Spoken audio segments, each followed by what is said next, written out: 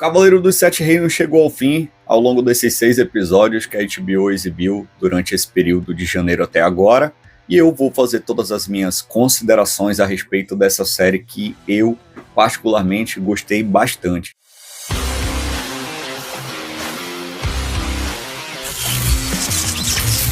E vamos começar com quem mais importa, né? Eu vou falar logo sobre o Sir Duncan e o Egg, a fidelidade a respeito da caracterização desses personagens.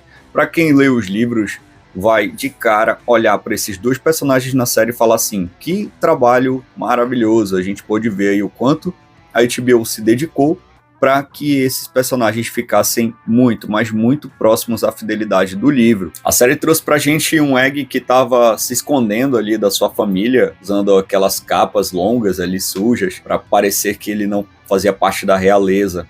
É exatamente assim que o livro descreve o Egg. E o Sir Duncan, aquele cara gigante, escolheram muito bem o ator, parece meio tontão assim, mas que de certa forma inibe ali com a sua presença física e a sua estatura. Isso foi algo muito legal. E a gente também viu que a armadura do Sir Duncan é exatamente como o livro mostra. Como vocês podem ver nessa imagem aí, a capa mostra exatamente a armadura que a série adaptou. Mas a série não ficou somente nesses dois personagens no que diz respeito ao visual. Quando a gente fala do ambiente onde a série passa, também ficou muito, mas muito semelhante ao que o livro nos descreve. E esse ambiente é Valfreixo, né, onde estava acontecendo aquele torneio ali. E o livro fala sobre várias tendas, o livro fala sobre locais que tinham apresentações de marionetes, estábulos, arenas. Tudo isso foi muito bem representado, mas a série ela não se limitou somente ao visual. A gente pôde ver no início ali que cenas foram totalmente extraídas do livro. O momento em que o Sir Duncan conhece o Egg no estaleiro, que ele vê o Egg montado no seu cavalo, é exatamente assim que acontece no livro. Quando ele encontra o irmão mais velho do Egg bêbado na mesa. Posteriormente, em Valfreixo, quando o príncipe Aerion chega e confunde Sir Duncan com o cavalariço, também acontece dessa mesma maneira no livro. A própria caracterização de Baelor, o príncipe herdeiro de Pedra do Dragão, é bem fiel aos livros, aquele cabelo mais escurecido, nem tão grisalho assim nos livros, mas com um tom um pouco mais escuro, diferente dos Targaryens que a gente conhece, que tem os cabelos bem platinados.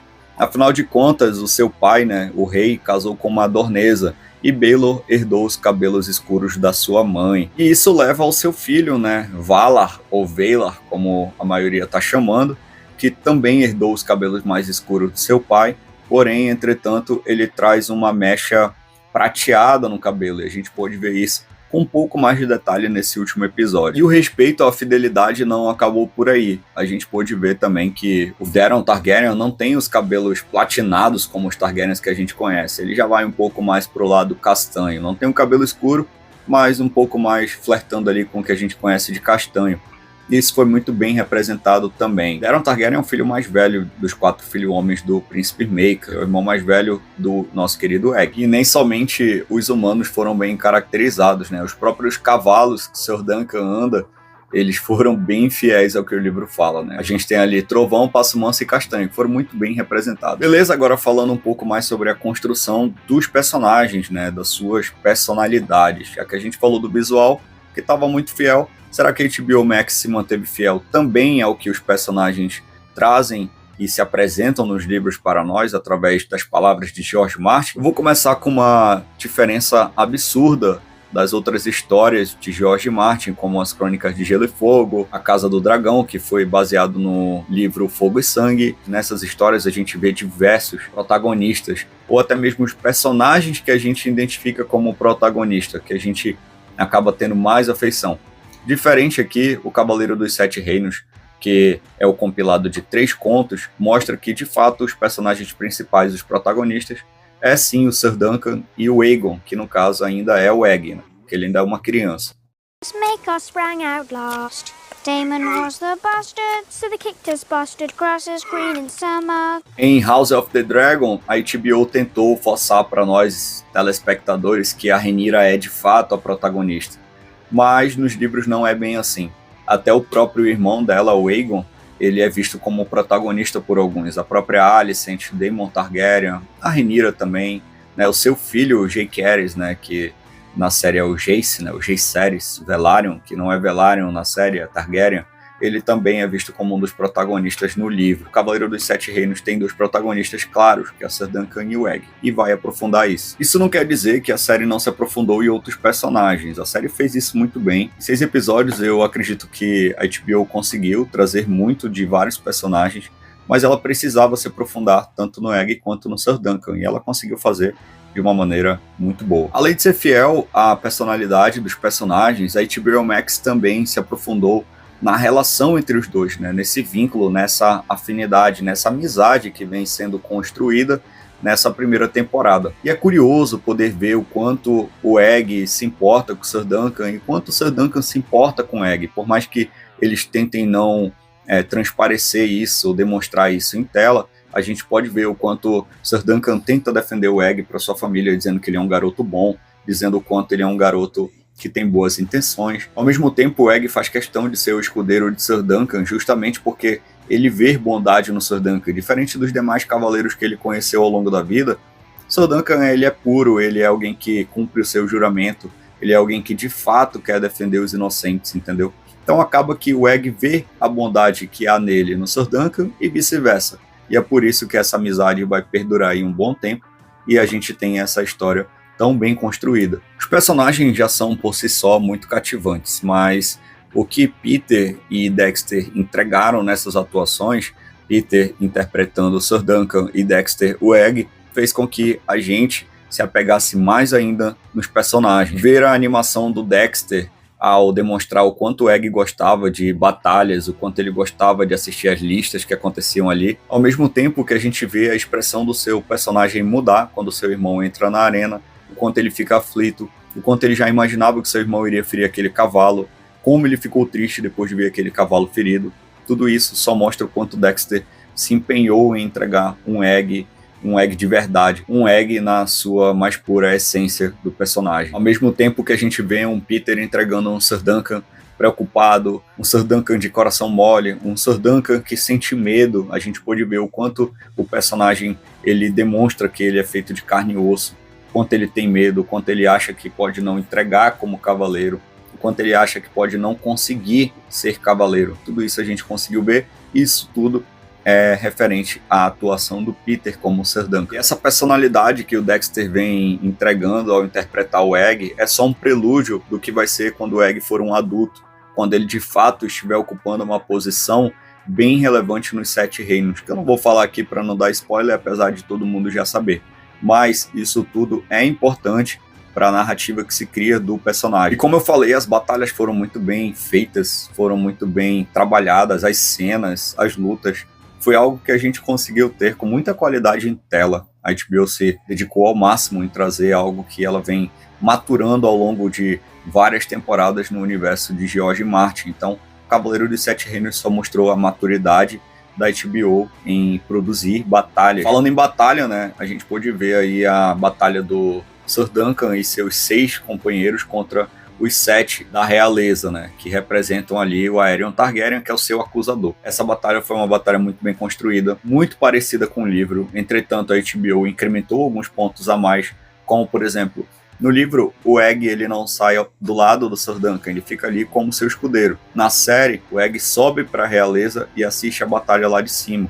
Isso foi importante, foi uma mudança bem legal, porque a gente pôde ver o quanto o Egg se importa com o Sir Duncan e o quanto ele pode colaborar com o Sir Duncan. Afinal de contas, a série mostrou o Egg gritando para o Sir Duncan levantar, o Egg não desistindo do Sir Duncan, o Egg implorando para o Sir Duncan dar o máximo de si para ele não entregar o jogo, porque ele acreditava no Sir Duncan. Aquilo foi algo muito massa, trouxe um peso dramático muito bom para a série. Eu particularmente achei uma mudança excelente, uma boa abordagem que a HBO teve nessa cena. Get up, sir! Get up!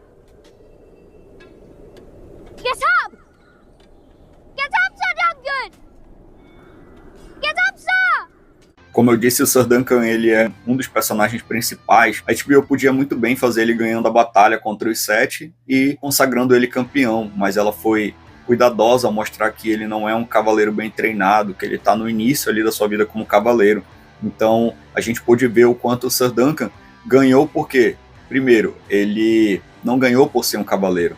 Muita gente reclamou quando teve todo aquele flashback da Baixada das Pulgas, mas foi aquele flashback que mostrou pra gente que o Sir Duncan estava ali lutando pelo que ele acreditava, pelos seus princípios, e que ele era, acima de tudo, fiel a si mesmo, porque o Sir Duncan, ele não era um cavaleiro, ele não tinha habilidades como um cavaleiro. Então, praticamente, aquela foi a primeira batalha da vida dele como cavaleiro. E uma das coisas que ele pôde mostrar é que, como um cavaleiro deveria ser, ele é muito honrado, ele é um cara que ele sabe se curvar para as pessoas certas. Quando acaba a batalha e ele se curva para o príncipe Baelor, ele fala que ele quer ser um dos seus homens. E depois a série mostra o que aconteceu com o príncipe Baelor, ele perdendo a vida ali nos braços de Sir Duncan, e Sir Duncan demonstrando ali o quanto não era porque ele era alguém da realeza, não era porque ele era alguém que era o herdeiro do trono, mas sim porque ele era alguém que inspirava Sir Duncan, porque ele era alguém que acreditou em Sir Duncan. Então, o nosso personagem, ele mostra o quanto ele tinha uma espécie de dívida ou até mesmo uma consideração com o príncipe Baelor. E isso se retrata no último episódio, né? A gente pôde ver aí o Maekar Targaryen conversando com Sir Duncan e deixando bem claro o quanto a morte de Baelor vai ser um fantasma na vida deles dois. E vai mesmo porque ambos se culpam pela morte de Baelor Targaryen. O irmão, que acertou uma massa no capacete do outro irmão, e por mais que tenham sido rivais, eles não eram inimigos, eles lutaram juntos na rebelião contra os Blackfyres. E Sir Duncan se sente culpado porque o príncipe foi defender ele, né? Ele abriu mão da própria família para defender o Sir Duncan por achar que o Sir Duncan era inocente e justo. E baseado ali no julgamento, né, pela fé dos sete, se a gente for levar em consideração, os deuses também acham. Então, a morte de Baelor, ela não foi bem uma punição, ela foi algo que ele morreu pelo que ele acreditava. Ele acreditava que Sir Duncan era inocente e que ele estava fazendo o que era certo. E foi exatamente isso que aconteceu. E no fim, o último episódio não teve nada muito relevante, de muito impacto, assim quero dizer, porque é um episódio que ele só está fechando a temporada, ele está fechando o primeiro conto ali do Cavaleiro Andante. Não esperem, deveria ser um episódio mais impactante, deveria ser um episódio com um peso maior. A história está sendo fiel, apesar de que os episódios passaram muito rápidos. Eu prefiro episódios mais rápidos do que ver cenas que não existem. House of the Dragon trouxe um Daemon enlouquecendo em Harrenhal ali. E na minha opinião, a HBO fechou da melhor forma esse episódio, porque ela trouxe todos os elementos que tem ali no livro. Tem o funeral do Baelor Targaryen, que foi bem parecido. Tem a conversa que Sir Duncan teve com Valar, que é o filho de Baelor, e ele fala que o pai dele morreu por causa da vida de Sir Duncan. O diálogo é extremamente parecido com o livro. Quando o Maekar chega até Sir Duncan e fala que o Egg quer ser seu escudeiro e que ele quer dar um espaço em Summerhall para que o próprio Sir Duncan complete seu treinamento como cavaleiro e aceite o Egg como escudeiro. E o Sir Duncan acaba negando, dizendo que ele está cansado de príncipes, que ele quer continuar sendo um cavaleiro andante. Uma coisa que acontece diferente ao local. Quando o Maekar vai falar com Sir Duncan no livro, ele fala embaixo daquele onde eles fizeram a tenda deles e amarraram os cavalos às margens do rio. Não é dentro do castelo de Valfreixo. Mas é uma mudança insignificante, que não altera e nem piora a série, nem a história. O que é diferente é que o Egg estava presente na conversa, diferente na série que ele está espionando de fora, né? E no fim das contas, que para mim não ficou claro, né, se foi rebeldia do Egg ou se foi com o consentimento do seu pai. Na série mostra que foi rebeldia, né? O seu pai não consentiu. No livro eu não lembro agora se de fato foi rebeldia ou se foi com consentimento que o Egg virou o escudeiro oficial do Sir Duncan e foi por aí andar e se aventurar pelos 9 reinos, como o próprio falou, né? A próxima temporada vai adaptar os dois indo para Dorne e para as terras mais próximas ali. Então eu tô bem ansioso para essa nova temporada. Eu acho que Cavaleiro dos Sete Reinos foi um sucesso absurdo. Eu não tenho certeza. Como vocês podem ver aqui na imagem, a HBO está lucrando bastante com a série. Então, se ela se manter fiel à história dos dois e adaptar conforme George Martin quer que adapte, né? Afinal de contas, ele está ali do lado do produtor da série, ele está ali dando os pitacos, a história é dele, de fato. Eu tenho certeza que a HBO vai lucrar muito mais e a gente, como telespectador, vai ter muito mais histórias legais aí a respeito de Dunk e Egg. Mas agora eu quero saber a tua opinião. Quero que tu comente aqui embaixo o que tu achou da série. Se essa série te empolgou, se não. Se tu não gostou.